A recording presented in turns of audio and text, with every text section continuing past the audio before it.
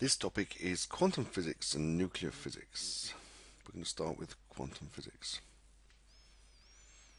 And it should take around 15 hours of class time. At the end of the 19th century, all the scientists, all the scientific world believed that they knew everything there was to know about science. Everything had been discovered, and any other changes were just minor details that need to be tidied up.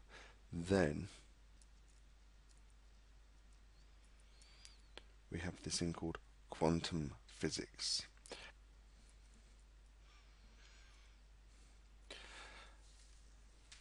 "120 years ago, the world was happy with this wave nature of light. Light was a wave. It behaved like a wave, it reflected like a wave, it refracted like a wave, it diffracted like a wave, it interfered like a wave, and everybody understood what light was like.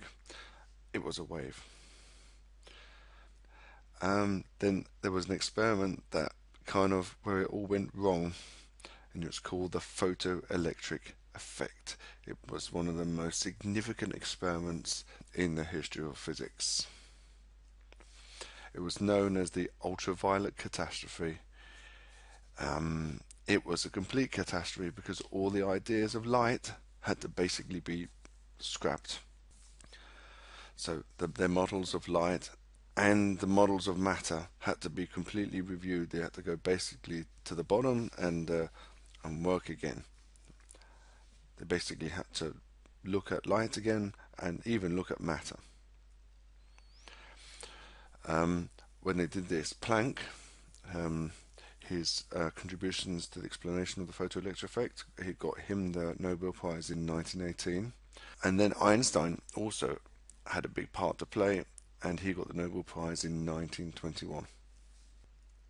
So we need to describe the photoelectric effect. Okay, it's fairly straightforward. We have a metal plate. This is a negative charged zinc plate, and you can see it's negative because there's this metal pole there, and this is a piece of gold leaf which is so thin it's like tissue, and it's all negatively charged, and because it's negatively charged, because that's negative and that's negative, it will be repelled.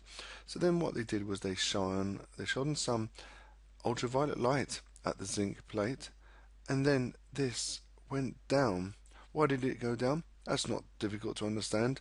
The energy from the wave, from the ultraviolet wave, was basically giving energy to the electrons and knocking them off. It was giving energy to the electrons, they were going off, the charge was disappearing, and therefore it would fall. No problem so far. So the gold leaf will fall. And this is a better picture of what it looks like. So we irradiated it with ultraviolet light, and the gold leaf falls because the electrons, the negative charge, is knocked away. The negative charge has been knocked away. And you can explain it like this: the radiation, which is in the form of light, gives energy to the electrons, and they basically emit it. It kind of pushes them off, it kicks them off. No problem so far. So there we go. The electrons are given energy from the wave, and these are called photoelectrons. They're emitted because of the light, the photons. Now, let's try to look at some details of this. One model of light is that it behaves like a wave. Okay, so let's look at some observations here. What would happen with the photoelectric effect if it behaved like a wave? Well, what happens if we increase intensity? Okay, what do you think would happen if we increase intensity? Well, more electrons would be given off. That makes sense. So the wave would have more amplitude. More electrons would be given off. They would have more energy because it would be greater amplitude. Fine. But what actually happened?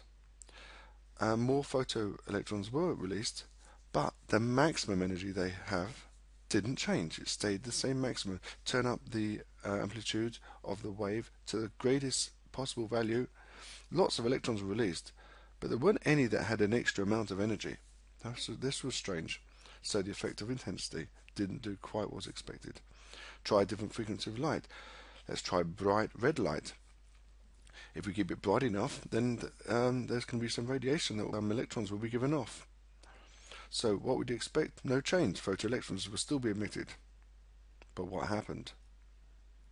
When bright red light, not a single photoelectron was emitted. This was really strange. We had a really high energetic wave, large amplitude, but red light wasn't doing it. In fact, not only red light, green light wasn't doing it either, and orange light and yellow light, these were not working. Now, there's a simulation you can go look at by looking at the Physics Educational Technology website, PHET. What happens if you increase intensity? Try doing that.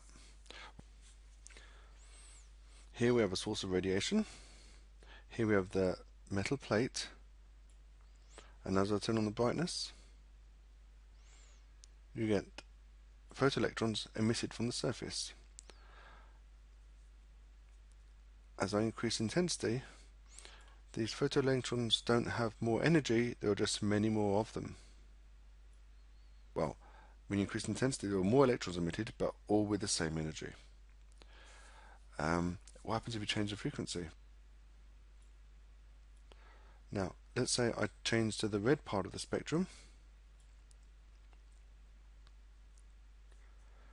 The photoelectrons emitted are 0. There are no photoelectrons emitted. Maybe it's not bright enough. Maximum intensity, there are still no photoelectrons. So red light and infrared light and yellow light, all these frequencies are not able to release electrons from this material, which is sodium.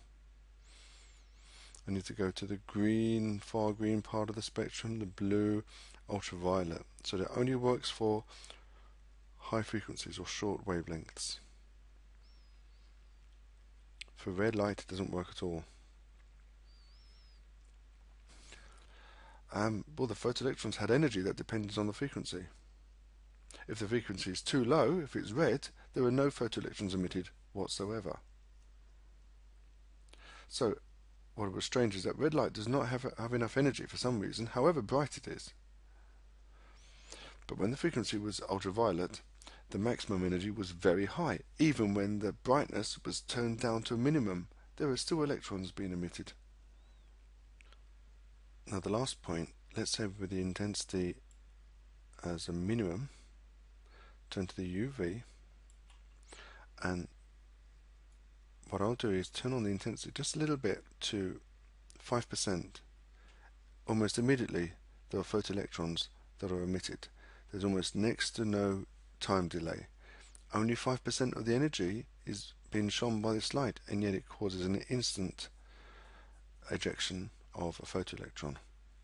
This does not match with the wave model, which says that we should wait for quite a time at such a low intensity for this to arrive.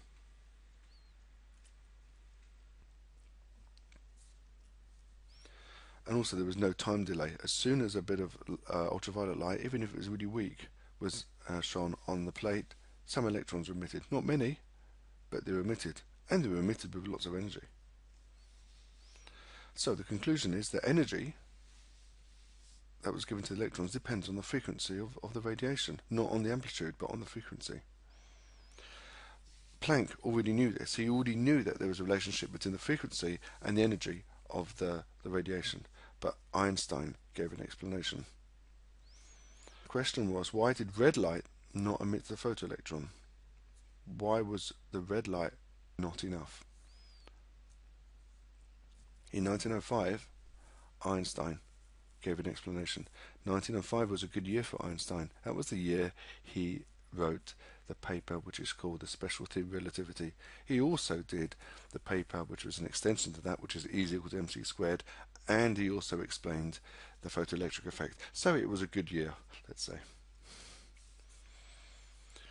He explained this. The energy depends on the frequency, and sometimes energy is not enough to kick the electron from the surface of the metal. It needs to overcome a certain amount of energy, which depends on that metal, and he called that the work function, the work that needed to be done to release the electron in the first place. And we can look at it like this. We have a substance which is a metal, which is potassium, and the work function is 2 electron volts. You need to use up 2 electron volts to release that electron. So let's say we have a radiation which is blue, which is 3.1 electron volts. That's plenty of energy. much more than the 2. So you're going to be left with 1.1 electron volts, and that will be given to the electron.